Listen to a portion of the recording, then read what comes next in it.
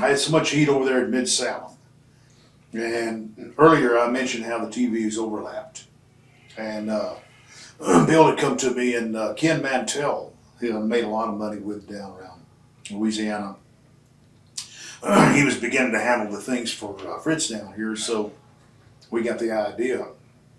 And I came in with a big splash here in Dallas too. So, there'd be on occasions you would run Monday in New Orleans and Monday in Fort Worth.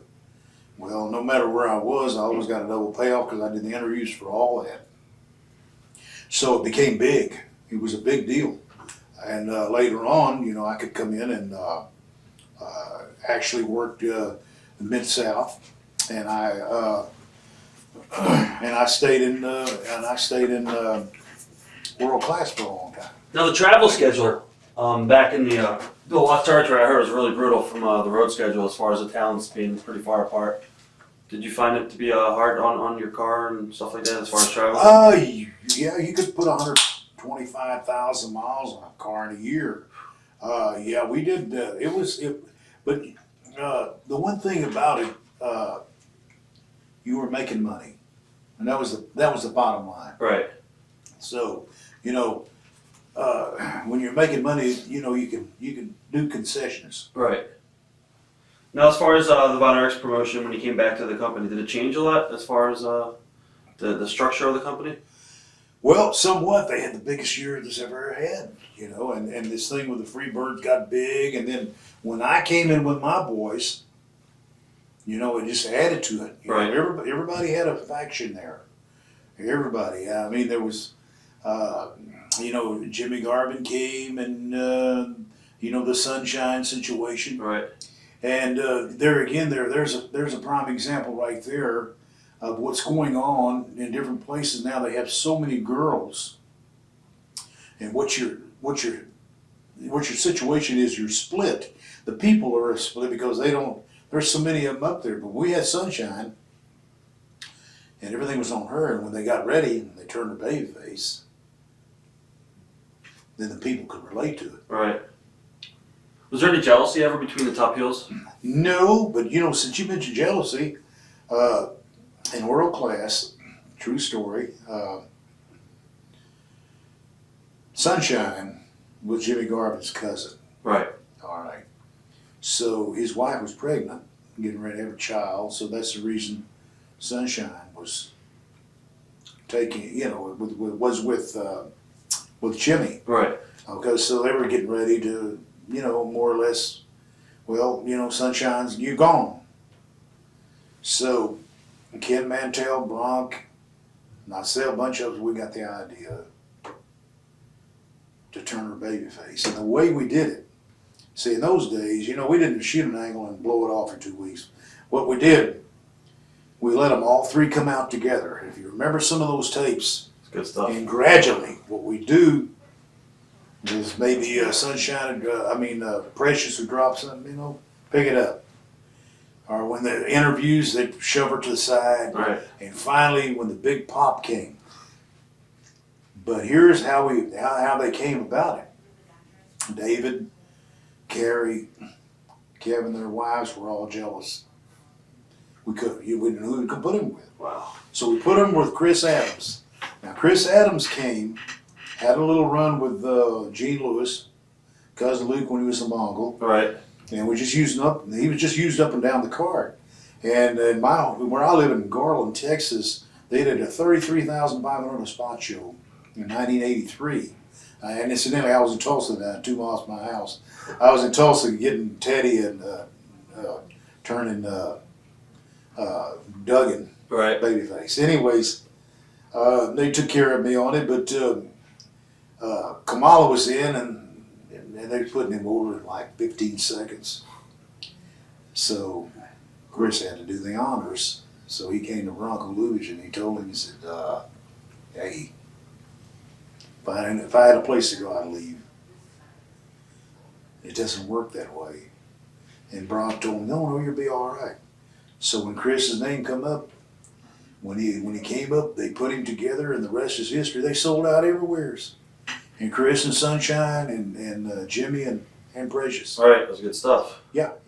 Yeah. You see, the thing about television, and people were so afraid about doing this and doing the job and everything like that. Another example was Bulldog Bob Brown. I don't know if you ever told that story in Kansas City when Dutch Savage walked out I don't know. away from Bob Geigel. That was a long time before your time, but and they needed somebody. And Bob Brown told me himself. He said, "I lost 97 straight matches, no DQs, 97." He had it down in the diary. And they mentioned the referee up there named Richard Booth. Said, "Let's bring old Bob in because he hustled in the ring." They brought him back, and he stayed there 14 years. So, that's that's just a prime example of what can be done. Right. What are your memories of the Von Erichs, Kerry and Kevin? Or not Kevin, but Good, Kerry? good memories. A lot of guys they'll sit and tell you, well, they were this and they were that. To be honest with you, long finishes and things like that, they were a little bit lacking. Right. But it was the way that they got in the business. So, nonetheless, they were over so good, and they were the franchise. They were the big dragon slayers here. Right. So you had a spot show, and if one of them got sick or wanted to make the shot, all you had to do is put that name in there, and you got it. Right. Nobody complained. Were they out of control? A lot of people that we've done interviews said, "Oh, some were." Maybe on some occasions, but they were out of control spending money, and I'd tell Kevin then myself, and of course, there's Personally, or the father as a company spending money on the business. no, they just personal, Right. and I think Fritz had regretted that. We were pretty close in the last days too, and for instance, Kerry made $250,000 when he's 18. That's including all of his repertoire, his pictures more or less Right. in wrestling. And at 18 years old, his first year in the business, he made $250,000. It's amazing And money. that's a lot of money. That's Right. like, you're talking about 1979, 78, 79, 80. But, the thing about it is, the old timers always told me when I broke in this business, he said, "Son, you could be in a good bubble. And that bubble will be like this, but someday it may burst." And that's what happened to the Von Erich bubble. And Fritz wanted the boys to take it. A lot of guys had given their right arm for that opportunity. Because Dallas was it was just there. Who do you think was the best worker out of the bunch? David. David. Yeah. That's what everybody says. Yeah. David went to Florida. He learned the other side. He was on the other side of the fence as a heel for a while. Good interview. And had David lived, I think he would have taken that office. But really, Kev never wanted it. Did you manage Kevin for a little bit? No. Okay. We started to do that thing, and it really never came about. Right. But we were going to do a little bit of a twist, and it was like a double cross. Right. What was the difference, I guess, between working in World Class and working in Mid-South? Bill was a little tighter. Bill ran a tighter ship. However, the two territories complemented each other. They were very similar in operations, and both of them were on fire. They were on fire. Who else did you like to work with down in Fritz Von Erichs World Class promotion? Did you know Gino at all? Gino Hernandez or no? Yeah, Gino was there. However, I loved when the boys, when my boys could work with the Von Erichs, but also the heel matches were unbelievable. Right. With the Freebirds. Right. Now, You know why? Because everybody believed it. that made sense. That's what it's all about. Kevin Von Erich in the ring, a lot of people say he's really stiff and stuff like that. Kevin was he's a magnificent athlete. He had tremendous balance. As far as being tight, perhaps he was, but everybody was. Going back to how it was down here. But David was master. Right. David was good.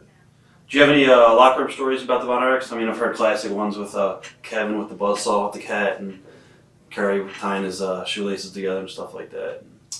I've got one good story. I've got several. One comes to mind. And Matter of fact, I was telling my friend on the way up here, Kevin started wrestling in boots, but if you'll notice Kevin, if it's warm enough, he'll be in flip-flops. He hates shoes. Right. Hates shoes. So Fritz gave him the opportunity to wrestle barefoot. He didn't want it, but he did. So he was wrestling barefooted, so Kerry wanted to do that. He wanted to emulate that. So in those days, Fritz never came to the tapings unless we were getting ready to do Texas Stadium or something like it. Just, he didn't come to Fort Worth on Monday. He didn't come to Dallas on Friday. But he'd watch at home. So Kerry wrestled barefooted. So, he called him there. I told you only he said, I told you only Kevin and his family wrestled barefooted. Okay, so the next Friday we were in there doing that world class taping. And Ken Mantell was there, I was there, Bronco Lubitsch, we were sitting there watching the monitor. So Kerry, they all had 2 or 3 pairs of shoes, everybody did, but he bought to the matches what he brought to the matches 2 right-footed boots. So, they were no good to him. And he said, God, I don't know what to do. So he's going around and he asked this guy had some shoe polish, black shoe polish, true story. So he's sitting there and he's painting his feet. True story. Right. Painting his feet. And then Ken and I asked him, what are you going to do? He said, on the monitor, I know Dad's going to be watching. He said, if I have this black, he'll think I'm wearing shoes, not till old Ken Mantell fainted. And oh my God, we lost it. Right. He went out there with that black shoe polish. That's a good story. It is a good story, but it's a true story.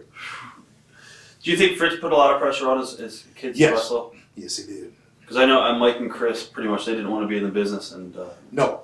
As a matter of fact, I volunteered for Mike. I put him over. Right. I'm the one that, and he was comfortable with me.